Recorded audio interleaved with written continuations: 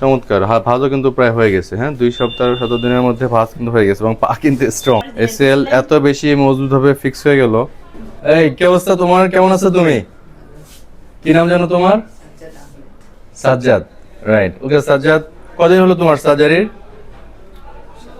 17 দিন। ওকে, সেলাই করা হয়েছে তোমার? ওকে, উঠে পড়ো। ও হচ্ছে আমাদের খুবই আদরের একটা ছেলে, নাম হচ্ছে সাজ্জাদ। ওদের বাসা হচ্ছে নরসিংদী, কিন্তু কেবল পায়ে হেঁটে আসলো। ওর কেবল আমরা 17 দিন আগে ওর এসিএল অ্যাভালশন ইনজুরি ছিল। এটা different type of avulsion injury, এটা different type of ACL injury. এটা নিয়ে কিন্তু আমাদের কিছু ডকুমেন্টেশন আছে। এটা অনেকে আর্থোটমি করে মিনি ইনসিশন দিয়ে ওপেন করে তারপরে সার্জারিটা করা হয়। তো আমরা কিন্তু এটাকে আর্থোস্কোপিক জাস্ট 4টা পোর্ট করে তারপর তো আমরা সার্জারি করেছিলাম। আজকে দেখি 17 দিন পরে ওর হাঁটুর কি অবস্থা। 17তম দিনে কিন্তু সে পায়ে হেঁটে আমাদের এখানে ঢুকলো এবং আমরা যেভাবে ক্র্যাপ ব্যান্ডেজ দিয়ে ড্রেসিং করে দিয়েছিলাম ঠিক সেভাবেই আছে।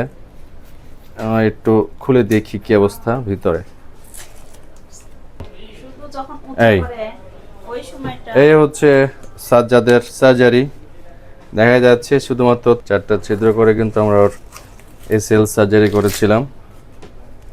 Very minimal invasive.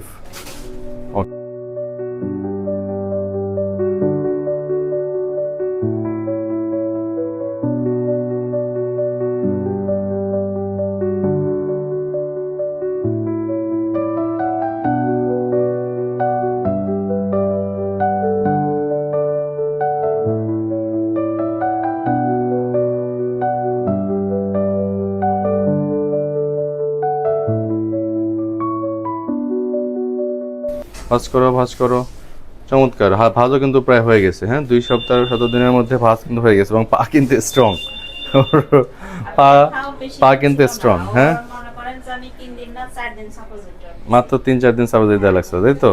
পা কিন্তু স্ট্রং। এই যে এসএল এত বেশি মজবুত ভাবে ফিক্স হয়ে গেল। কেমন? ওর এসএল ছিল অ্যাভালশন ইনজুরি। ওকে।